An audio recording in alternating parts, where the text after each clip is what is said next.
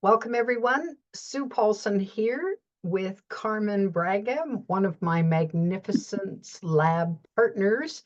We're here today with another exciting episode of Pathways to Magnificence.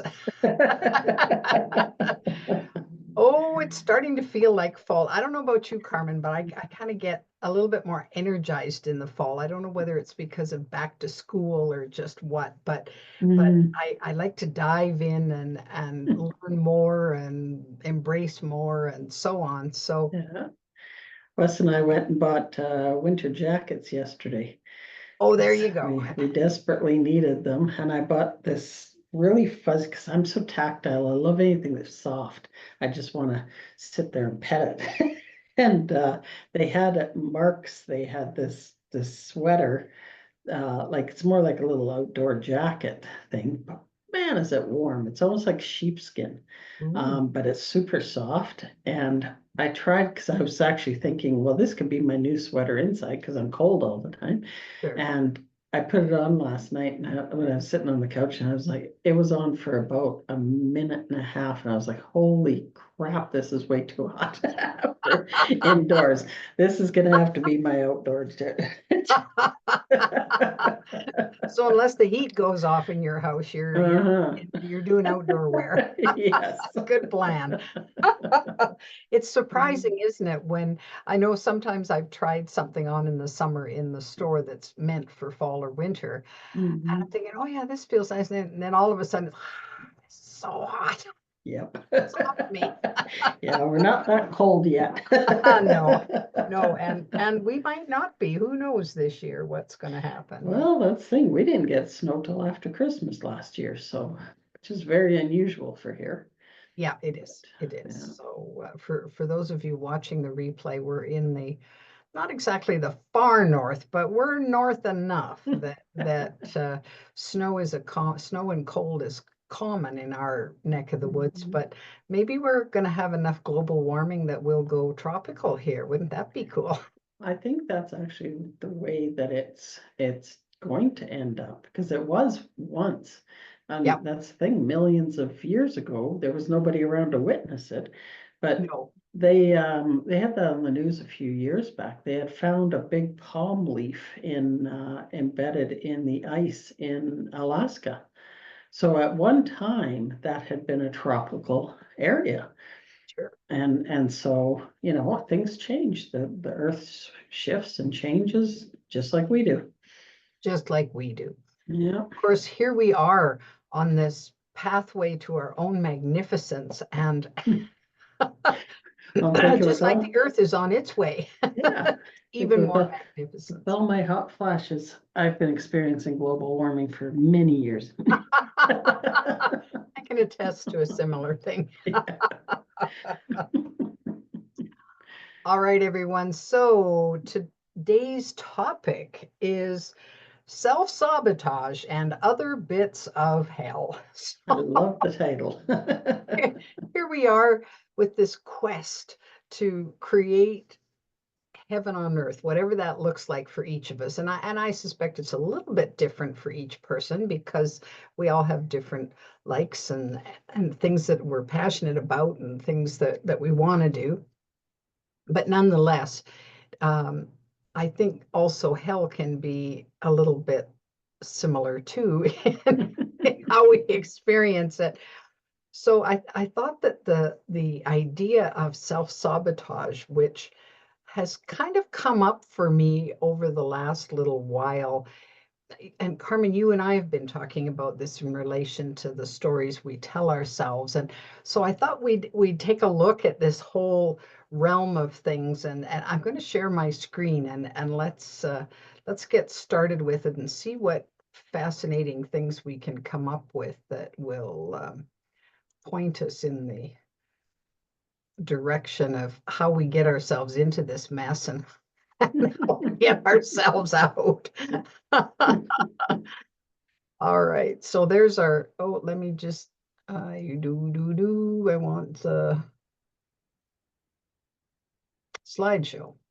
That's what I'm after from the beginning. All right. Oh, I got the technology looked after. We're good. Yeah. Okay, there's our title page. So when I looked at self-sabotage today, I thought, all right, how is this going to roll? And so, of course, when I'm not too sure where to start with the topic, I often go back to the dictionary and I say, okay, how can we, um, what does it say in the dictionary about self-sabotage? So here it was: to consciously or unconsciously do or fail to do things to achieve success or accomplish goals. It can also be considered a mismatch, or maybe the result of that is a mismatch between what we want and how we act. So when I think of how often I have had this big desire for something, and I was reasonably goal driven early on in my early years. I'm still goal driven today. It's just my goals have shifted and changed a bit, but I still like the idea of accomplishing something, setting a pattern and saying, okay, this is my end result. That's what I'm shooting for, and then working towards it in a, well, hopefully a systematic way, but who knows if it's ever that systematic. Whoops. Oh, back, go back. Where am I going? Where am I going? How do I go back? No, no, no, no, no, no, no, no, no, no. Click to exit. Okay, well, technology is not being my friend right now. I just sabotaged myself by clicking something I didn't want to click. Well, I think your the little wheel should go back and forth on your, it should Oh, take you back a few slides and oh, forward a few thank you. slides. That I was hitting that left button, and that got me all messed up. No. Okay. Okay, now here we go. So, yes, self-sabotage. It's an example of it. I had the goal to move forward, and all of a sudden, I'm not where I want to be. So I can think of getting in my own way lots when I had this, what I thought was a brilliant idea, and I could just feel it and taste it and see it, the end result. And then something would happen. Usually fear would set in. And I'd find myself doubting this idea. Well, maybe I shared it with a friend, and then the friend said, "You want to do that?" They doubted either my ability or my vision or whatever. So then the little seeds of doubt crept in and started to sprout, and pretty soon I've abandoned the idea because I let my fear get in the way, my hesitation. I let my desire for the approval of from others just halt my efforts. And Mhm. I thought, now you've probably never done that, Carmen, but Oh, yeah. I know I have. I I find sometimes asking other people's opinions on something Mhm. can a lot of times mess us up even more because everybody's obviously has a different opinion. They're all going to offer it to you because you've just asked for it. Yeah, But I find that can confuse us a lot more, and it kind of takes us off the track of where we had intended to go in the first place. And what I found personally is it's a really good lesson in just trust my own intuition. And if it feels right for me in that moment, just do it. No matter how it turns out, I'm still going to learn something. I'm still going to get something from it. It may not be the desired result that I thought I was going to get, but I'll gain something from it, yeah, for sure. right? And Absolutely. Yeah. yeah, so for me, it was a lesson in trusting in my own intuition rather than asking everybody else's opinions. Oh, for sure. Because let's face it, you cannot, other people cannot see your vision from your perspective because Mhm. they're not you. They have their own perspective. So from their perspective, it looks risky or it looks ill-advised or unformed or whatever it looks to them. So they give their opinion based on what they see for them, not really for you.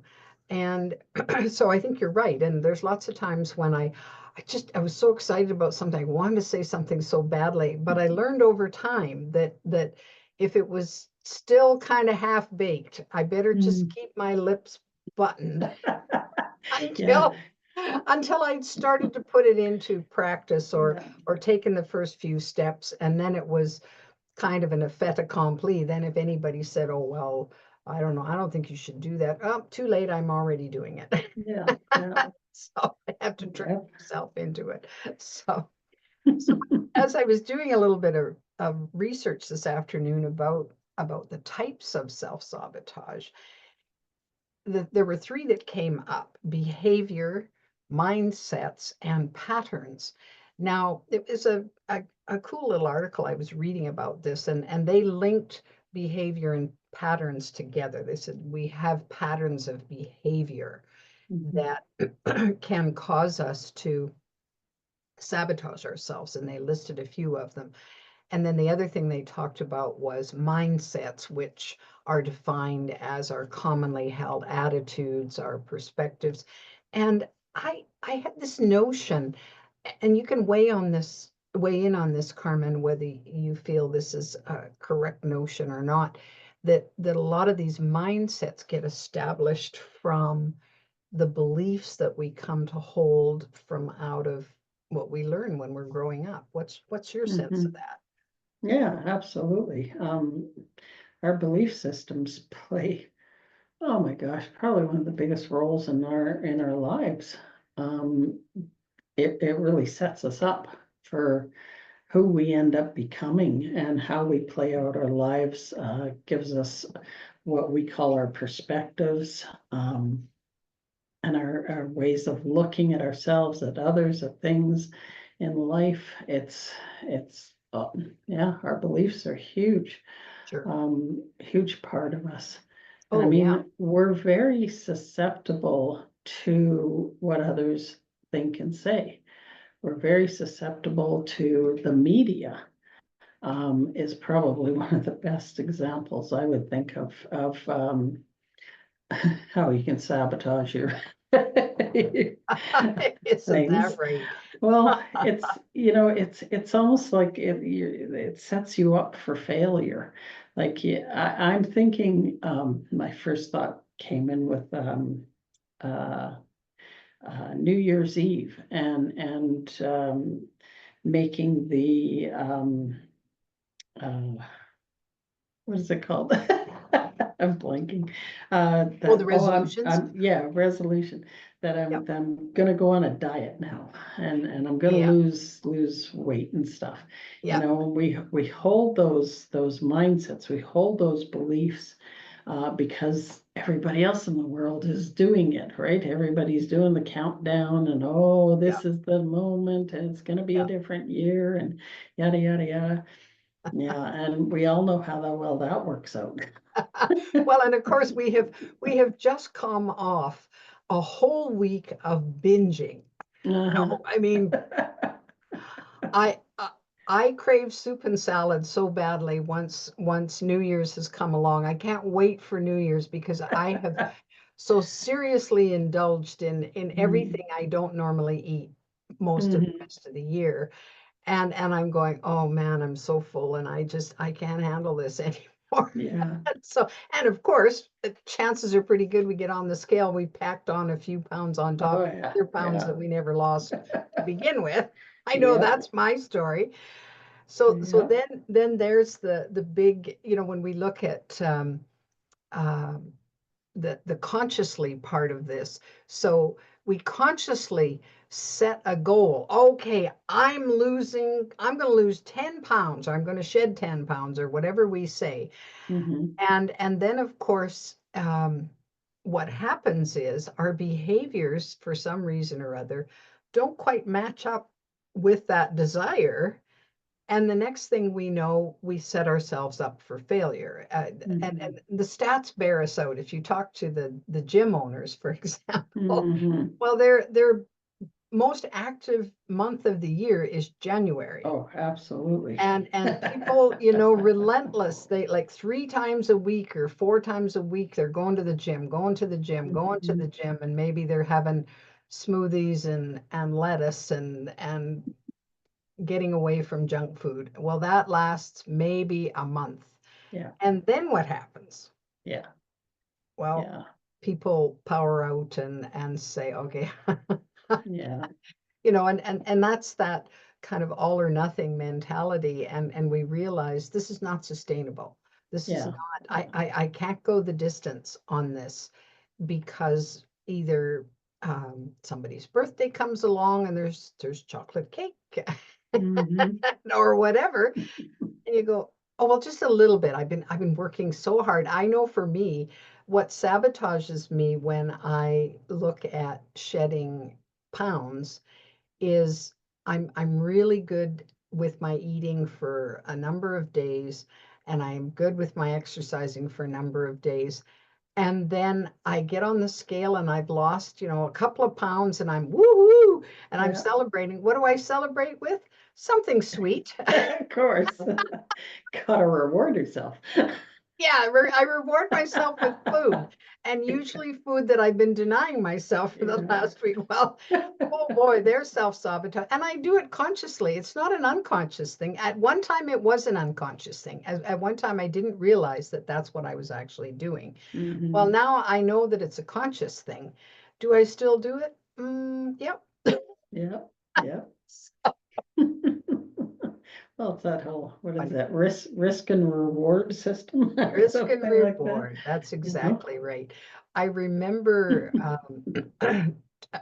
oh, so I'll go to that example in a second. So where self-sabotage shows up, well, of course, it can show up anywhere. It can show up in our business settings, our career settings, whatever it is that we're doing to generate income or move through our what our passion and purpose is. It certainly can show up as we work to establish personal relationships. Excuse me. So, uh, how many times have we said, "Oh, I want this type of person in my life," and we have all of the characteristics and so on, and then we meet somebody who is the least suitable for us in the whole wide world, but we fall in lust or something. Mhm. And then the next thing you know, we're going out with this character that's not really that suitable and totally opposite to all the things we said we wanted. Oh boy. Okay. But in the big scheme of things, you know me with the self-reflection, right? That Yeah. you're attracting exactly what you need to see. Yeah, that's exactly right. Oh yeah. Exactly what you need to deal with. Yeah, I need to see for myself. Why am I doing this again? Mhm.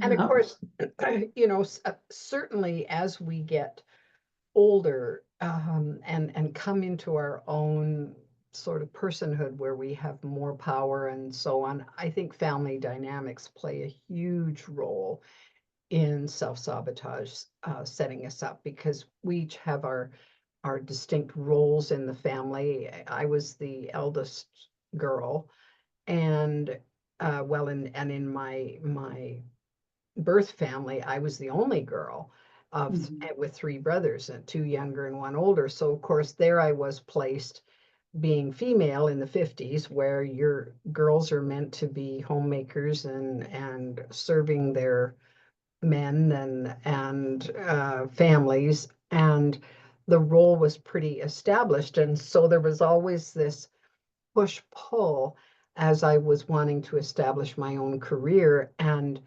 not fill that role that I was brought up to fill in the same Mhm. way. So there was lots of times when those old notions and those messages I got growing up had seated themselves and stopped me from, the phrases like, well, who are you to think you could do da da da da da. And Mhm, so, mhm.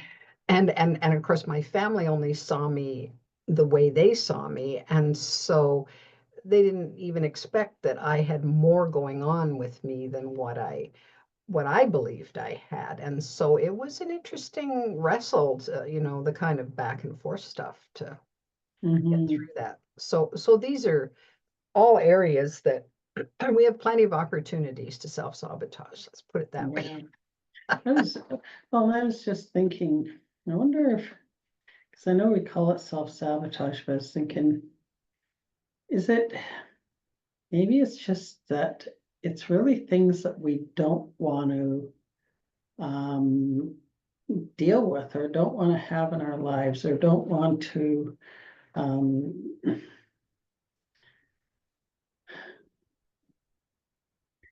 I'm trying to think of an example.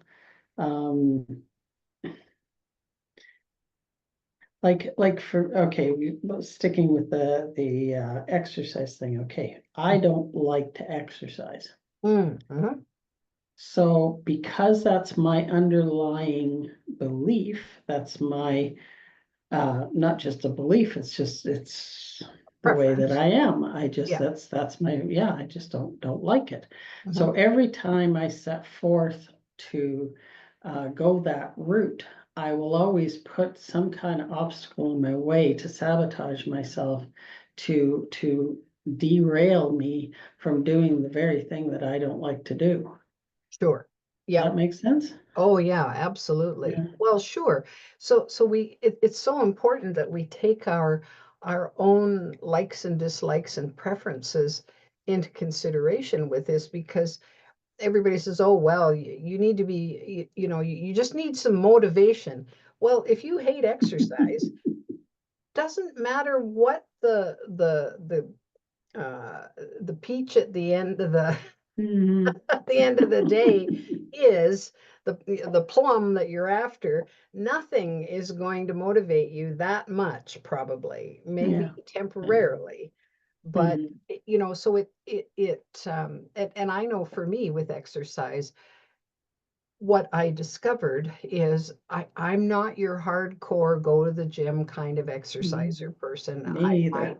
My knees don't like the bike. I don't really like to sweat like that. And it just seems odd to me. And so it's not something I've ever done. But when I discovered aquasize classes, deep water aquasize particularly, that Mhm. I love, and that I've been Mhm. able to stick to, not quite as often a week as I think would probably be better for me, but I'm pretty consistent with it, and I go by myself. And initially, a friend had to drag me week after week until I recognized, wow, I really like this, and my body really likes this. So now I'm more diligent in sticking to it than I would Mhm. have been if somebody said, "Oh, well, you have to, why don't you bike, or why don't you?" And I'm going, nah. Yeah, well, and Oh, that's the thing, finding what you enjoy, yeah. not what everybody else says you should be doing. Oh, Kind of well, thing, that's and right. that's life, period. But Oh, how often do we do that? We do what we're supposed to do. yeah, yeah, We do what we've been programmed to to be and do all the time. sure. We it's like you were just saying, growing up in the 50s, women were expected to play that particular role and not stray from that, Yeah. right? It had to be that way, and you were probably very, very different in that you wanted a career. Well, there's not very many women that went that direction, right? Well, Women stayed the no. course and Yeah. Well, so, this is the thing, and of course, all it took was the shift into the 60s and 70s, and women's lib, and the feminist movement and so on, and all of a sudden the authorities that said this is the way your life is supposed to go is not going that way now. And we're going, what? Well, now what do I do? Who do I look towards? So it's a very Mhm. confusing time because the rules, if you will, had been fairly rigid, had been fairly defined, and then all bets were off. And I'm going, what? And Yeah. so of course nowadays, because we have this, you were talking about media, we have such an onslaught of media coverage about this and that. So all of the experts weigh in, Mhm. here's how to stay fit, here's how to lose weight, here's how to further your career, here's how to make $1 million, on and on and on. And of course, we grew up with authority figures. We grew up listening to our parents, our teachers, anybody who was in authority, Mhm. so we got used to that. And then, okay, well, now who's going to tell me what to do? And Well, so every other expert except the one that matters. yeah, exactly. Yeah. So we think, oh well, now I got to listen to all these other people, and I can remember saying to an aunt of mine who was very into nutrition, and she had read everything and listened to everything and tried a bunch of things that worked for her and so on. And finally, and I was, and it wasn't her I was upset with. I was just upset with everybody trying to tell me what to eat and what not to eat. And I finally said to her, I said, I'm so fed up listening to all these people who think they know what I should or shouldn't be eating. I think I'm just going to eat what I damn well please. Yeah, exactly. She, I think I offended her. She was a little bit taken aback, but it just, because I don't usually lose my cool, and Mhm. I did that day because I thought, I look, I don't care what people say quite as much as they'd like me to care. Mhm. I care what I think and I care what I feel, and so Well, anyway. I was just thinking, the saying, lead by example. Well, whose example? Well, precisely. Yeah, You know? exactly. Yeah, And I think that's what we do mostly is we're leading by somebody else's example rather than weighing in and asking ourselves, what's my example? What do I want to, how do I want to lead here? How yeah. do I want Oh, my patterns of behavior to be and to be projected out into the world? yeah, yeah. And we don't think of those things. We just go with what everybody else is doing. Well, this is the thing, and I think, I mean, I've certainly appreciated having some guidance in that regard. And at the end of the day, I wanted to be able to say, okay, will that example work in my world? Mhm. In my world, not in their, obviously it's working for them in their world because they're touting it as, okay, this is how you do this. And Mhm. okay, yeah, I appreciate having the information, but at some point I need to decide, well, is that going to work for me or not? Mhm. Does that Mhm. motivate me? Does that activate me? How does that fit?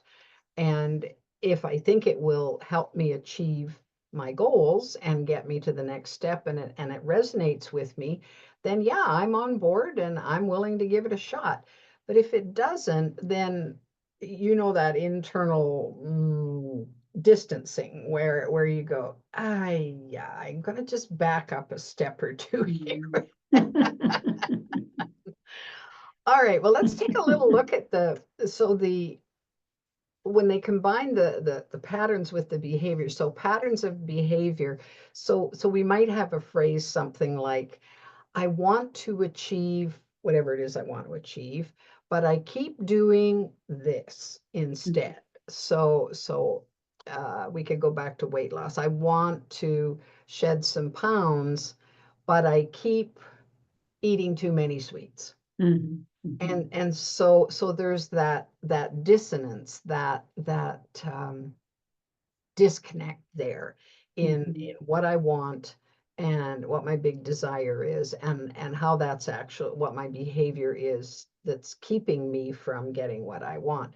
So they identified 5 different possibilities. I'm sure there's more, but ways that we little traps, I guess, we fall into in relation to our patterns that we either consciously or unconsciously connect to.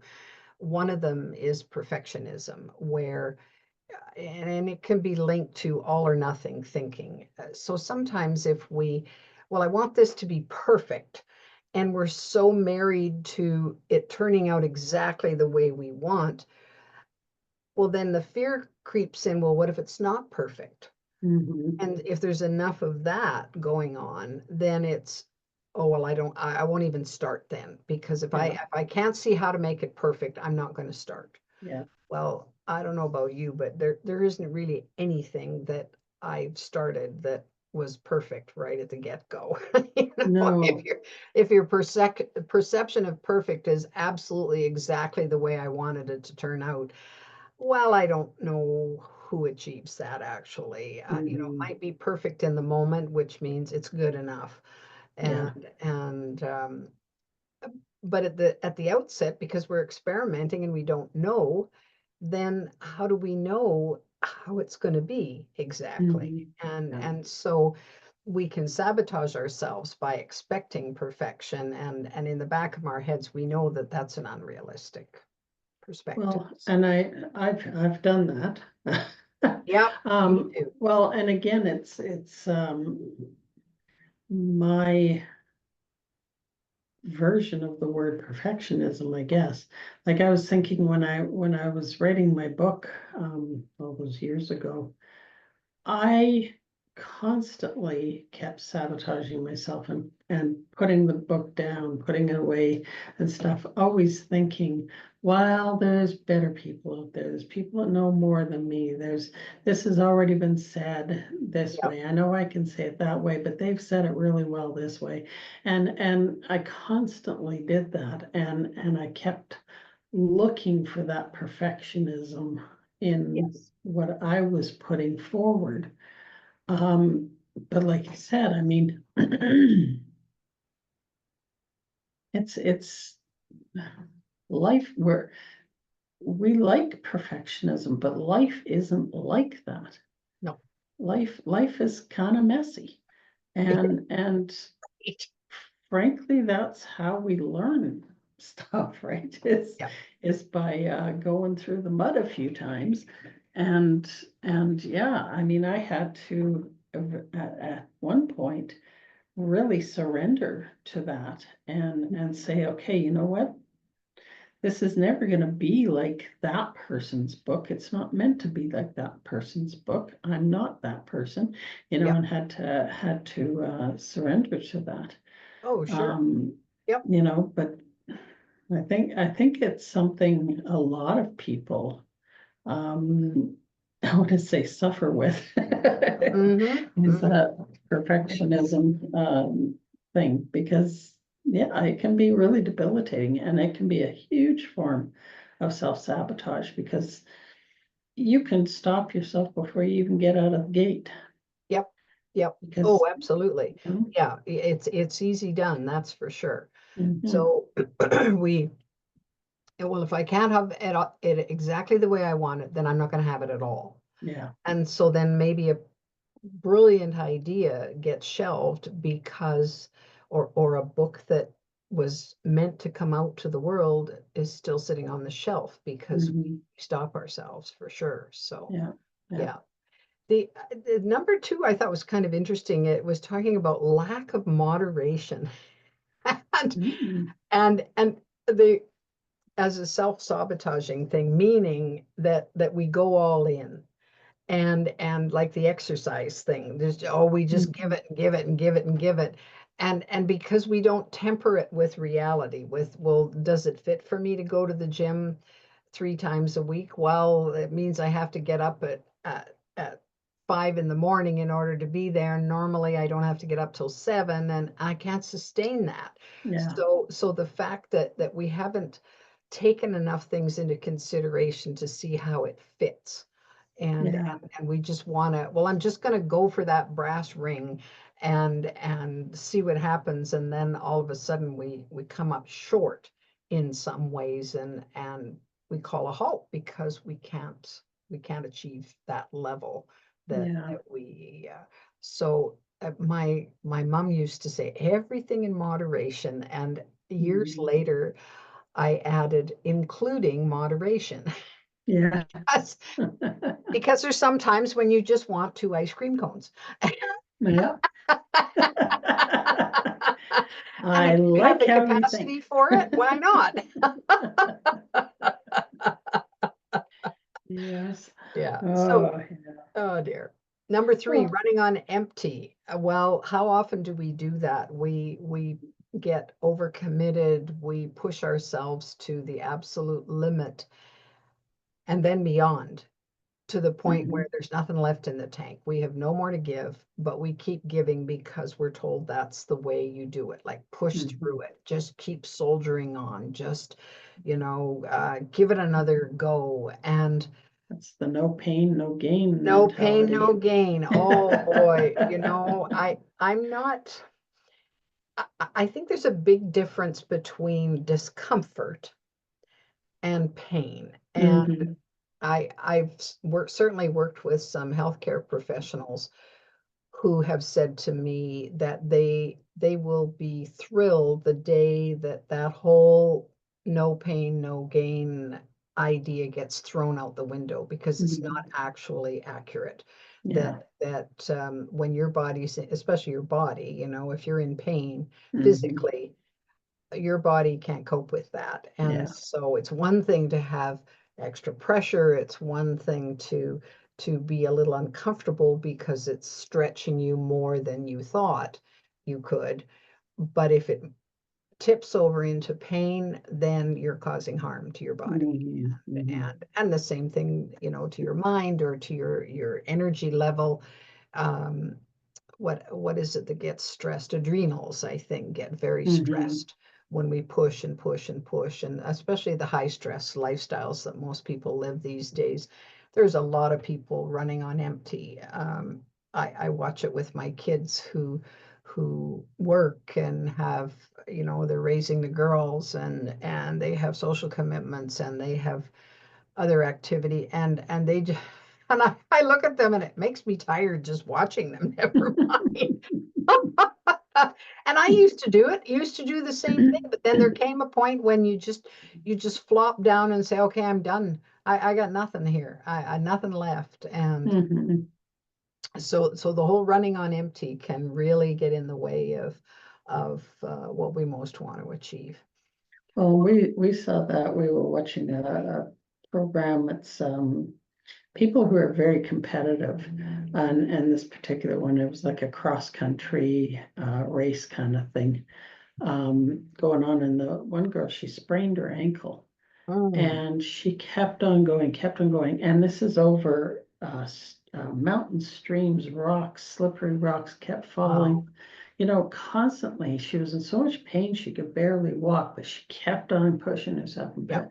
And it's things like that. It's like, holy, like you said, it's like you're doing more damage to your body, but your mentality, your belief system says, I gotta keep going. I gotta Yep. have pain, no gain, right? And Yep. Yeah, yeah, exactly. it can be very physically damaging, Oh, for sure. at the end of it. Well, and I get that if it's a life or death situation. Yeah, No, if you're no. if you're pushed to the wall, and it's, well, I either push through this or Mhm. I'm dead, and that's Yeah. not what you want to do. Okay, I get that. Then Hmm. then you put up with whatever pain to Hmm. get through. But this whole competitive thing that we have going on, to win a accolade or a ribbon or a trophy or your name somewhere, break a record or whatever. I Hmm. I wonder about Yeah, that, and yeah. how, um, if it's really worth the damage that you can do to your body. And Hmm. uh, I I think of a cousin of mine who was he's a very competitive guy, and he was playing water polo at a time when, he was young enough that his body had not fully developed all its strength, And most of the guys in the pool were older and had come into their full physicality, and so they were stronger than he Mm. was. And he got knocked about a fair bit, and he ended up with so many concussions that the doctor said to him, you have to take a year off. If you don't take a year off, no water polo, no exercise that's beyond, and gave him the parameters around that. He said the next concussion you get could kill you. Yeah. Well, look at And boxers. oh yeah, yeah, absolutely. And so you go, okay, Yeah. so that Yeah. whole yeah. So and I suspect that there's people out there who would adamantly disagree with that, but oh well, it's just our opinion, right? Yes. Know what works for us. All right, number 4 is my all-time favorite because I'm Mhm. very masterful at procrastination. Me too. Me too. Putting off until tomorrow what I would have maybe been better to do today. Mhm. So I think we all do it. Everybody talks about procrastination. Who was it? Mark Victor Hansen had a little cute little book called Eat Your Frog First or something like that. And his idea was, well, if you tackle the most awful thing in the day, he would say, well, if you eat a live frog first thing in the morning, nothing worse can happen to you for the rest of the day. And I'm as I'm cringing as I'm hearing this, I'm going, yeah, I think I could agree with that. So Yeah, of no course, kidding. his big thing was, well, get your worst task over first, and then the rest Mhm. of the day will be easier. So that was his deal on procrastination. And we all do it, we all put Oh, off yeah. for a variety of reasons. Well, Um, again, usually because we don't want to do it, yep, or we're afraid of doing something. yeah, If afraid of there's the a end level of result, or fear yep, behind it, yep. like making a doctor's appointment. Oh I yeah, mean, sure, I've yeah, I've done exactly. that. I've done Yep. that where it's like, I don't really want to go. I don't want I don't want to know. Yeah. And so Oh, yeah, put it yeah. off, put it off. I did it too, and paid a high price because I put it off and put it off and put it off, and so we're pretty skilled at that, I think. Oh yeah, very. And we're going to get to the, okay, how do you overcome each one of these? What are some tips that might work? Um, so number 5, failure to ask for help. Well, I'm one of these fiercely independent people, and I don't like having to ask for help. I don't like to be seen as less than or not as knowledgeable or not as skilled or whatever. Mhm. And yet not everybody can know everything. And so this think of starting, we both started our own businesses, and are there aspects of that business that we're not as proficient in? Well, yeah, Oh, I hell mean, yeah. the bookkeeping, the files and organizing, Mhm. well, I sucked at that mostly. And so eventually, when it got in my way, I asked for help. I said, I don't know how to do this. Can you help me organize my office, or can you help me figure out an easy way to do my books? And sometimes I only asked for help after I'd messed things up so badly that there had to be a session of damage control. So, Mhm. so I mean, we don't need to wait that long. We could put our pride in our pockets and say, okay, let's not Yeah. do Well, it's like that saying that. I think we've often forgotten about, it takes a village, It right? takes a And village. Yeah. and yeah, like you said before, we don't know as much as we may think we do. We don't know it all, and we can't. We're not meant to. We're Oh not no. meant to wear all the hats. Yeah. Every single person has their gift, has their specialty, and you'll ask like a CEO of a company, for example, if they're good at it, they will tell you that they're smart enough to delegate to Absolutely. their staff, find out what is their specialty, what are they really good at, and put it in the hands of them. Find out what the next person's really good at, and on it goes. Absolutely. Absolutely. I mean, let's face it.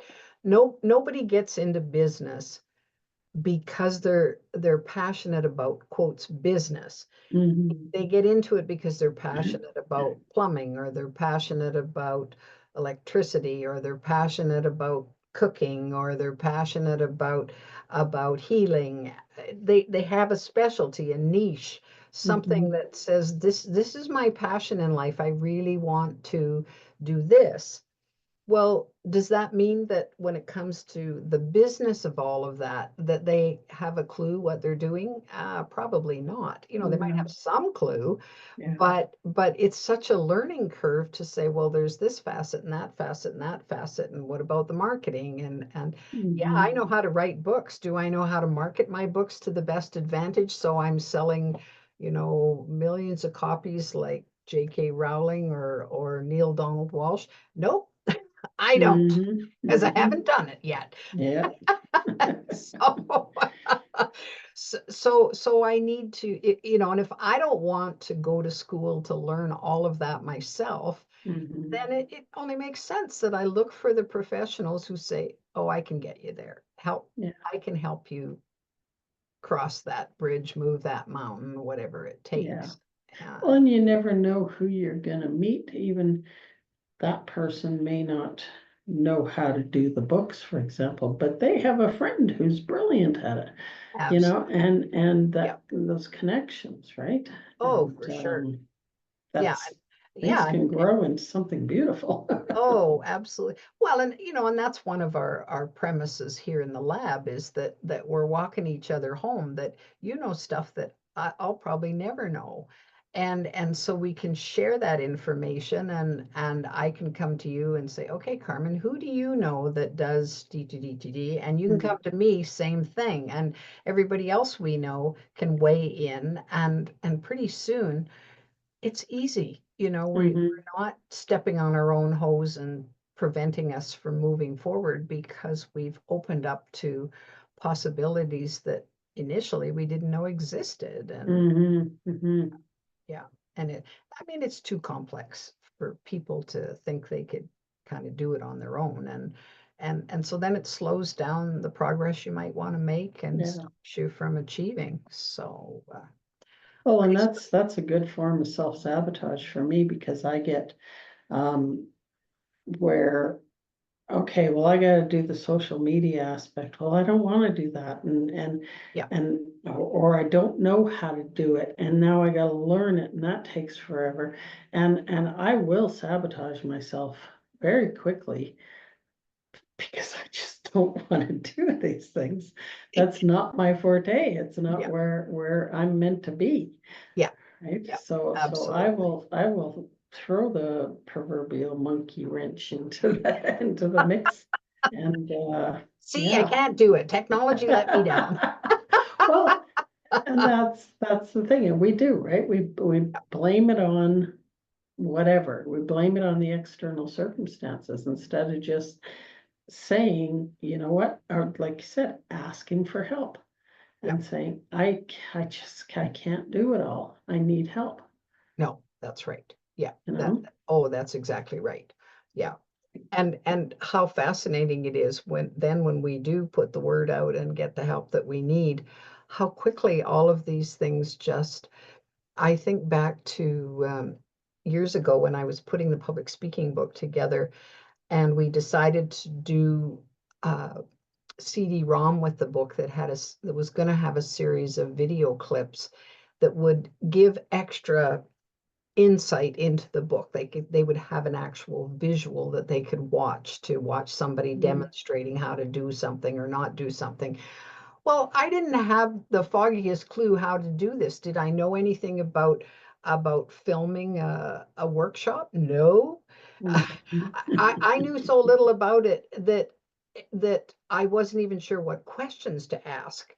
Mhm. But I did happen to have, one person who was helping me with the book design who said, I know a guy.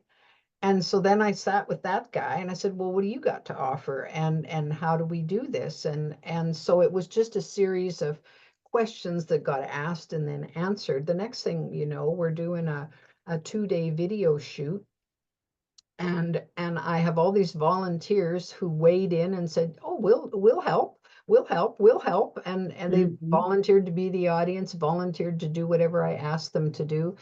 And lo and behold, we end up with this lovely little CD-ROM that had these clips that were embedded in the book. Well, this was a process that I could not have in any way, shape, or form done by myself. Mhm. I mean, Mhm. this was the village coming together, and it was awesome to watch how Yeah. it worked. I mean, I was just so uh, I guess both delighted, thrilled, and astonished at how everything just fell into place, and whatever we needed to have happen just happened. It was just magical. And I'm Mhm. going, wow, that is so something that I wasn't even sure we could bring into reality with the help of a whole group of dedicated individuals who Mhm. said, yeah, we want to be part of that. And I'm going, holy. Yeah. So so it gave me a firsthand look at, okay, here's what happens when not only do you not know, but you're willing to find out, and you're willing to Yeah. put the word out and say, hey, I need help with something. And Well, people and just, in some cases, we have to put our pride aside too, oh, because, you know, absolutely. Yeah. it's that, um, I know someone who's always the teacher and doesn't ever want to be seen other than that. Yeah. And it's like dropping in status if she's seen other than that way, Yeah. and so yeah, so it can be that little bit of pride sometimes Oh, for that sure. that can Well, and stop us. and I, to add to that, I have certainly had moments where I thought, well, if all these other people are weighing in and helping me, can I really take credit for this? Hmm.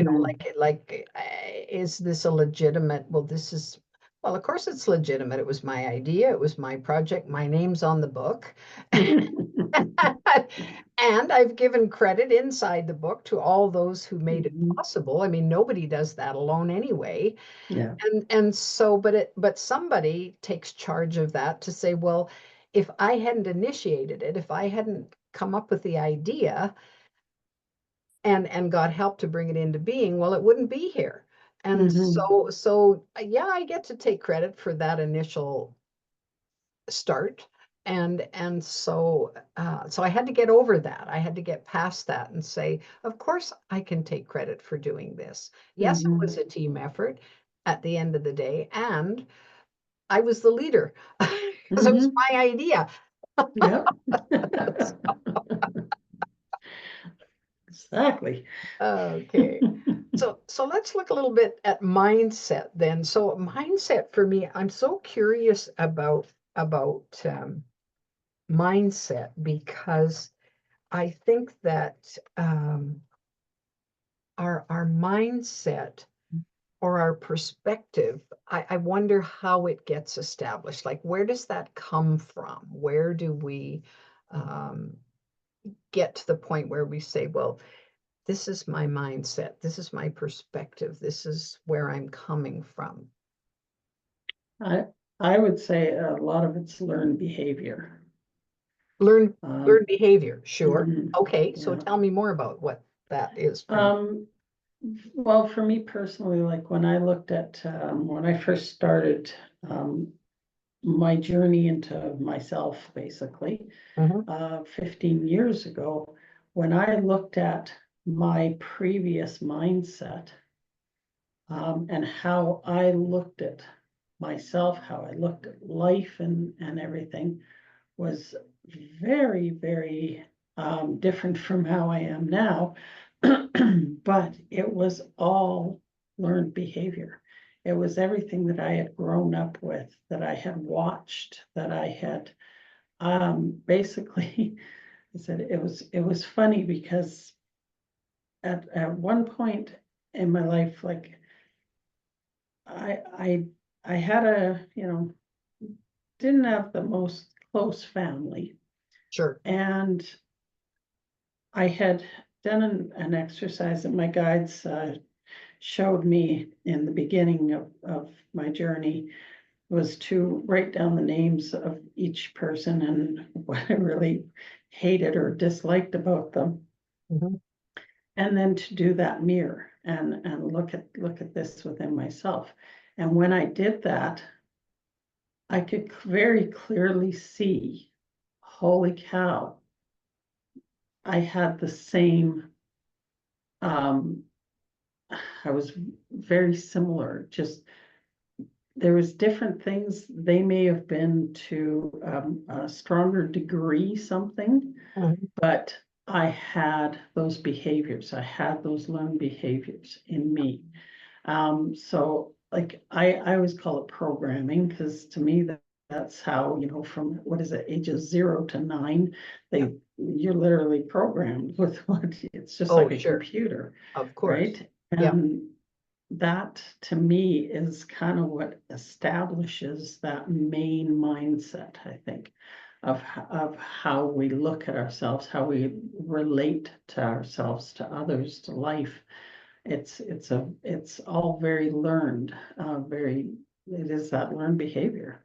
Hmm. Um, so for me, that's when I looked back at that, I went, yeah, I can see how I became.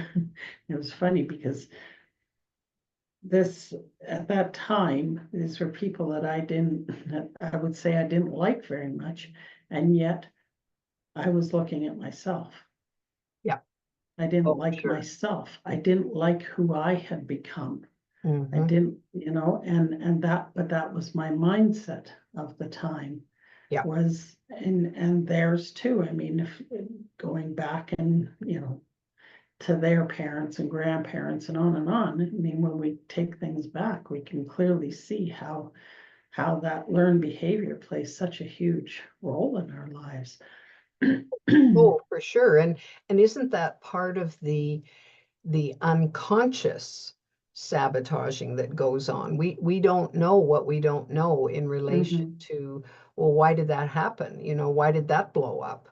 Until we take a look at it, stop and say, okay, let me see if I can figure this out here. What's really going on here? So we look beyond the mess that's in front of us and say, there's got to be a reason for that. There's mhm, something here, or there's a reason why I did that instead of that. I most wanted to do this, but I did this instead. So what is that all about? And where mhm. did that come from? Well, I think when we track back, as you discovered, you see, oh, that's the way I was brought up. That's what Yeah. I was taught. That's what Yep. was role modeled for me. Mhm, And of course, when we're little, that pattern can get set pretty darn quickly. And mhm. then we just adopt that as being quotes right until we have room to question it Yeah, and say, yeah. wait a minute, that's not the way I want to live my life. That's not really me, although it, or that's not the me I want to be, but it is Mhm, right now because I'm seeing full evidence of it right here. yeah. Well, and I found too, it's a very unconscious act, Yeah, right? I was not aware that I was even like that. I no, wasn't aware that they were like that. yeah, It was just the way it was. hmm, I wasn't actually consciously aware, of our own behaviors and things. no, It was just, that was the way it was. So yeah, it wasn't until I stepped out of that old role and into who I was becoming at the time, that I looked back and I was absolutely shocked.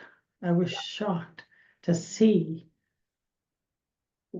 where I came from, in the sense of my own perspective of myself and my life and everything. It was, yeah, it was quite a shocking experience for me. So. Oh, sure. Well, yeah, and it gives us, it can give us quite a jolt to Mhm, realize that, well, I thought I was this way, and now I see that, oh dear, I was kind of judging them for their behavior, mhm. and then I'm noticing it Not realizing it actually was in mine. me. Oh, I don't Yeah, like that. yeah. But it, I mean, obviously it turns out, I mean, I love looking at the reflection because I see everybody as a mirror Yep, to me. And holy smokes, you know, when I changed my mindset, when I changed my perspective, well, guess what? I mean, you can't change other people, but they did shift. They absolutely. did shift, Yep. and it was quite miraculous to see the differences. Um, in some cases, very profound. Oh, well, that's right. Mhm. Well, it kind of goes with that thing of when we change ourselves, we heal ourselves, it heals everybody who's going to come after us and everybody who's already gone before us, Mhm, because mhm. we are all one, and Yeah. so there's this lovely bridge that just happens. And sometimes, I mean, I'm so grateful for other people in my life who have offered a different mindset and a different perspective from mine, and then I get to try it on, and I'm going, Mhm. I never actually thought of it that way before. Yeah. And so they offer this, and I'm going, oh, cool way to look at it, because I was Yeah. only, maybe I kind of had tunnel vision on it. And then they opened up my eyes, and I'm going, really? Wow. Yeah. Well, And then so. I mean, because you can't unhear that. You can't Mhm. unthink about that anymore. It's Yeah. there. And so how lovely that is. Okay, Yeah. so obviously we get programmed from a young age, and then when we grab hold, we do have opportunities to stay exactly the same. Or, of course, life has a way of, thumping us on the head from time to time and saying, Sue, do you really want to hang on to that? Oh, maybe not. But how else would I be? And then it gives us, because where the pain comes in. Remember, Tony Robbins used to say, that we have a tendency to move away from pain and toward pleasure. And Mm. and when I think of we say, so let's go back to the weight loss example, because that's the one that comes to mind. Well, I'll feel so great when when I shed this weight I want to shed, or I get in shape the way I want to get in shape, is what we're moving towards. But if the pain of getting there, the short-term pain that's required to give up something, or add something that is unpleasant or uncomfortable or whatever, if that overshadows the pleasure, then we'll sabotage ourselves. We won't move towards what we most want. But if Mhm. we say, okay, that's worth the price. I'll pay that price. And then we're dedicated to paying the price, because what we want is so much more important to us than what we have to pay to get it. Then off we go.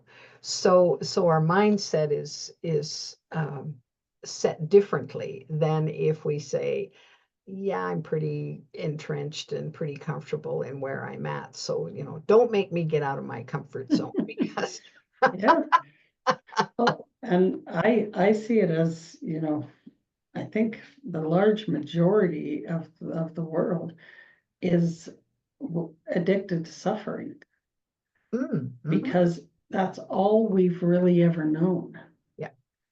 That has been the biggest program ever in our lifetimes. We have experienced pain and suffering and fear and anger and um, grief and just everything for as long as history has been history. Yep. When you look at the past, right? That's all we've ever known is that suffering. And I think it has become an addiction of sorts in that I always equate it to, because I went through that with the abusive ex there. I always look at it, it's kind of like staying with the devil you know rather than the devil you don't Oh, absolutely. kind of mentality, Absolutely. where Yep. even though you're uncomfortable where you are, even though it's painful where you are, even though you're suffering where you are, at least you know what to expect. Yep. Yep.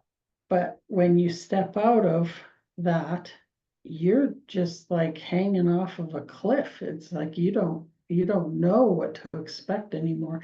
And even Sure. though, you know, it's always going to be, well, usually anyways, for the better, but we tend to hang on to that suffering and you know, I know we want to go towards the desire, we want to go towards the things that feel good, at least that's what we think, but I think we do sabotage ourselves and keep ourselves in a place of suffering a lot of the times too, because that's what we know. Oh, sure. Sure. And I mean, fear of the unknown is a biggie. Oh Is yeah. definitely a biggie. Like, well, Mhm. you can't give me any guarantees if I, leave this relationship that's not working, or if and it's only when the pressure to uh, um, to get away from the situation is so big that you're willing to pay that price, then we tend to shift. Then we'll say, Mhm. okay, this is, I can't live like this anymore. Whether Yeah. it's a job that we've hated forever, or a relationship, a personal relationship that hasn't worked out, or family dynamics that are causing big time heartache and suffering. And finally, you say, okay, no, no more. We put our foot down. Mhm.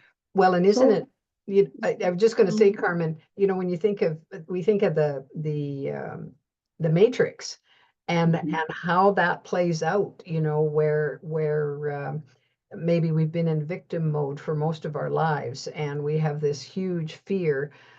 We don't feel that we're worthy of anything better than that, and suffering's all we know. So we stay there and we stay there, and believe we have no choice until maybe one day we get we find our courage, or we get mad, and then we go into warrior mode and say, no, I'm not doing this anymore.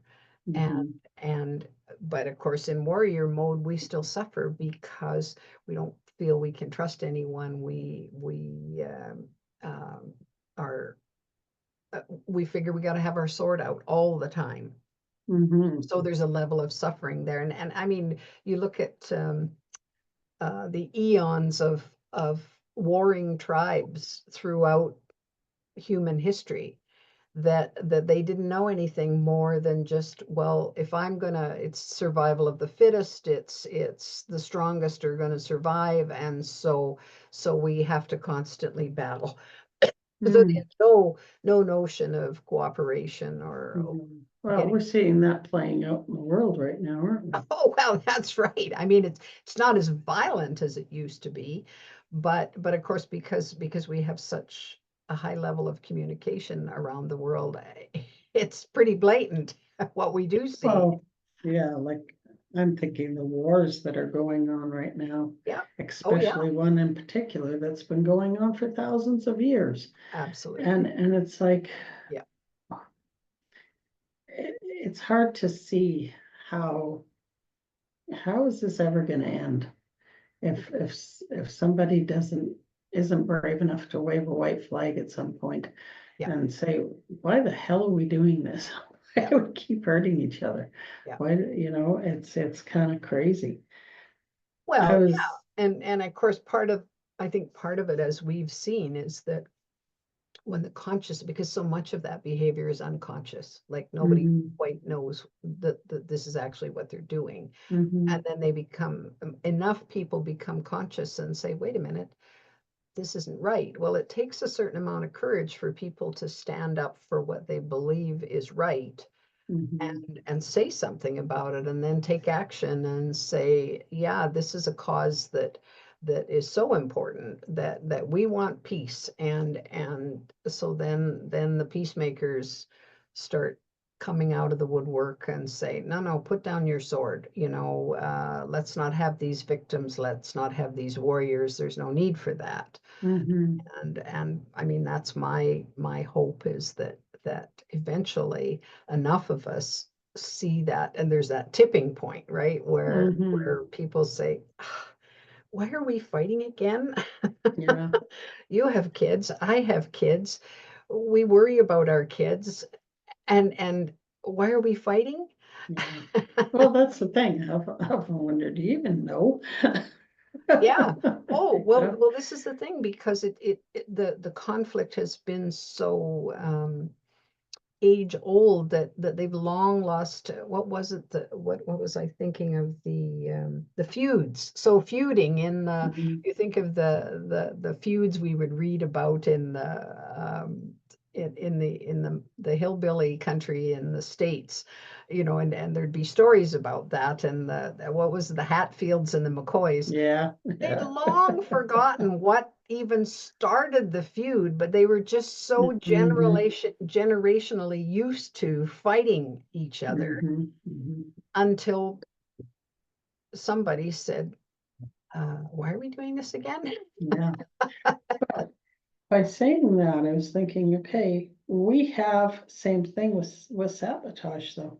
We have been generationally programmed to be the self-saboteur, right? So it's the same kind of thing. Do we have to question ourselves and go, why are we doing this again?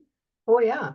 Yeah, absolutely. Why do I keep sabotaging myself? Why do I keep on putting these things in place and start questioning these things? Why, and asking ourselves that question, why do I keep on doing this? It's not, it continues to have the same end result, just like a war does. Exactly. So Yeah. And you're right. We're often, I know I'm at war with myself a lot yeah. in relation to money, and my values about money, my beliefs about money, what I was taught about who a person is if they have money or they don't have money. Um, all the old programs, oh, money's the root of all evil, Mhm. and all of those things that were handed down generation to generation to generation.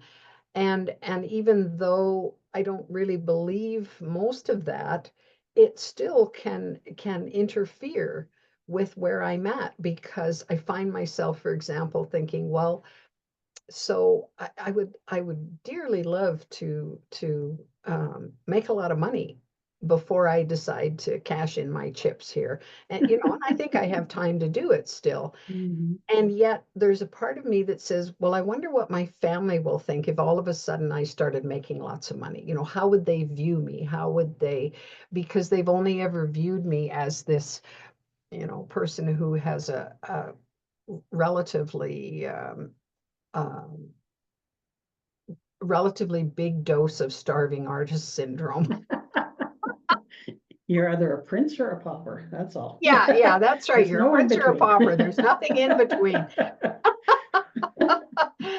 And so talk about being at war with myself in trying to come to terms with all of these conflicting ideas and all of that. And I'm quite curious to see how it all turns out. I have no idea how it's going to turn out, but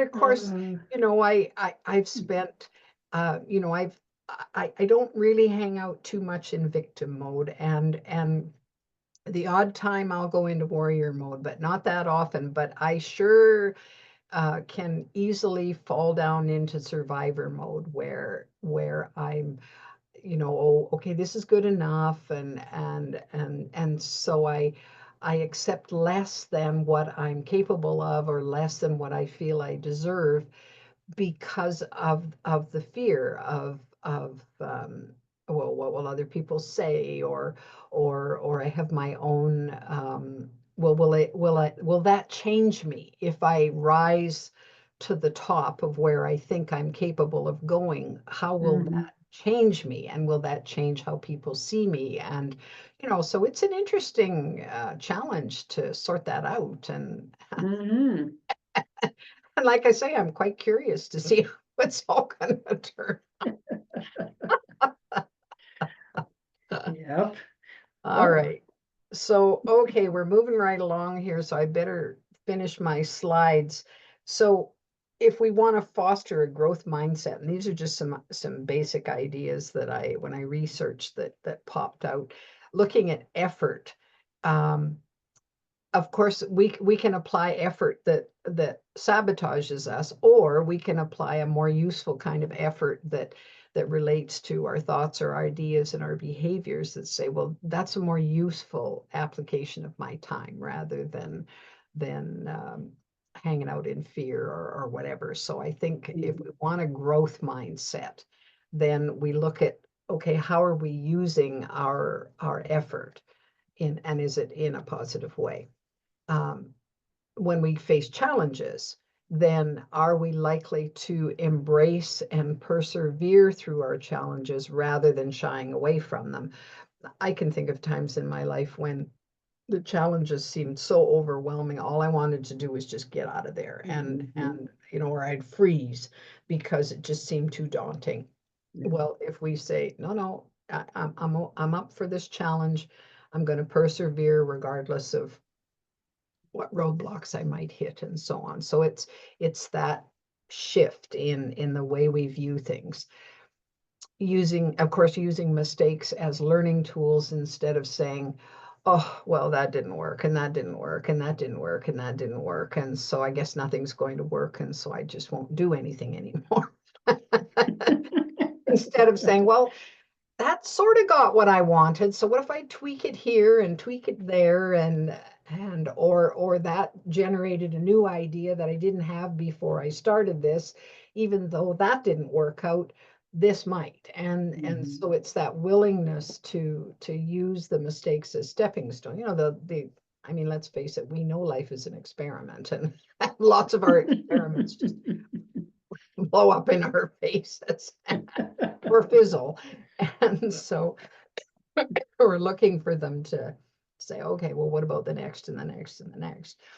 And then, of course, anytime we get feedback, instead of being upset that we got feedback that was less than positive, or whatever, maybe it was critical or whatever, to appreciate that and then use the feedback to support us as we move through, so that it helps us.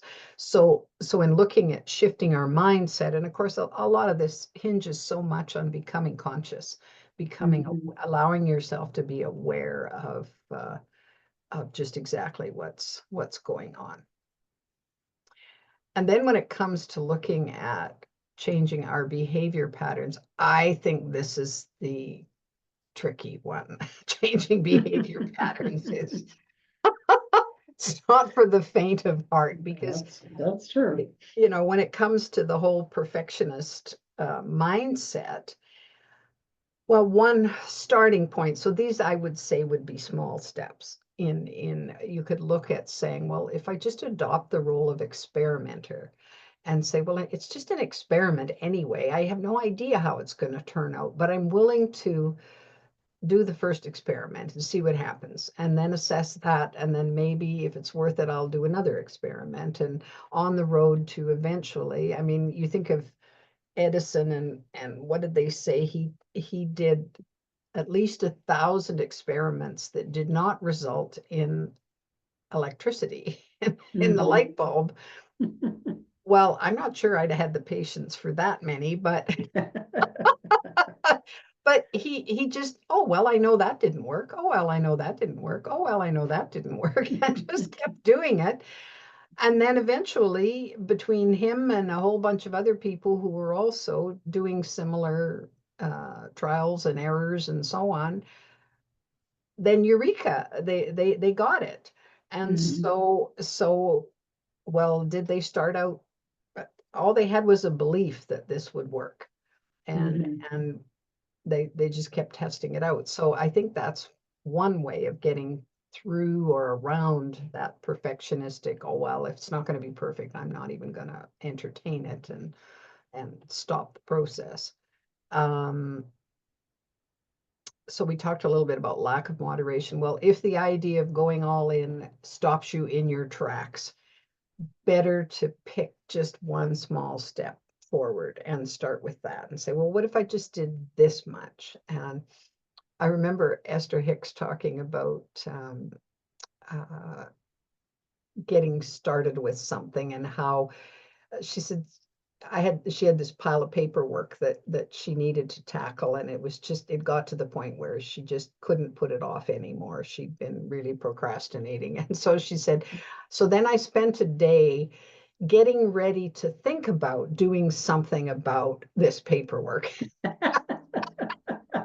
Then she Yeah. moved a little step from there, and so she got her space organized, and she did all the little things that would contribute to actually doing the task. And just in doing those little things, Mhm. it gave her the activation that she needed. She probably was still no more motivated to do it than anybody else, but at least it got her to the point where then she could do what she Mhm. wanted to do.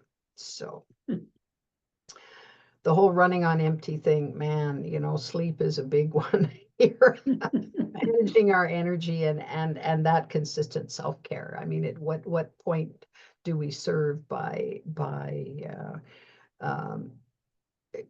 becoming so exhausted that we can't even think straight anymore? Like I Mhm. don't like that, and it's rare for me to do that anymore these days. I'm much more conscious of managing my energy and saying no Yeah.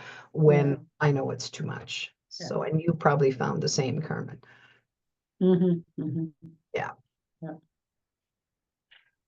Procrastination, yeah. Well, pick one thing to do toward your goal and do it. I remember going to a workshop and they had this little fridge magnet, and on it were the initials JFDI. Just F and Just do that's it. it. And I thought, well, how often? I mean, somebody once explained the difference between activation and motivation. And they said, look, you don't need to be motivated in order to get something done. But if all you're looking for is motivation and it doesn't come, it's pretty well guaranteed you're never going to do anything. Mm. But activation is a different thing. So the example I like to use is nobody in the world is motivated to clean the toilet. Nobody's motivated to do that. However, at some point, you are activated to do it Yeah. because of the smell or the mess or looking at it and going, oh my God, I'm not using that toilet. Or company's coming. Oh no. That's usually our thing. Yeah, mine too. And so I better run that cleaner in there and Yeah. swish that bowl. Does it motivate? Am I motivated to clean my toilets? No, no, no, Yeah. no. But I am activated from Yes. time to time. Yep. Yeah, me too. Yeah, exactly. And of course, the last one, failure to ask for help. Well, there's times when we really need to just give up our fierce independence and put our pride in our pocket, as you said, Carmen, and ask for the help we need and say, Mhm. okay, I'm not meant to know it all or do it all. This is a collaborative effort here, and let's cooperate and see what we can figure out and Mhm. do our thing. So. All right. So now I don't know, Carmen, if you're any more inclined to remove your self-sabotaging behaviors or not after going through this workshop. Well, I actually am because of what you said when I'm equated it to the wars that are going on Mhm. and stuff too, because I've always said that. I mean, we keep on doing as a collective consciousness, we keep on doing the same thing over and over again, expecting a different result. And at some point you have to question the sanity of that Oh yeah. and say, okay, well, why am I sabotaging myself in this respect? Because everybody's different. We all have our different ways in which we sabotage ourselves for whatever reasons.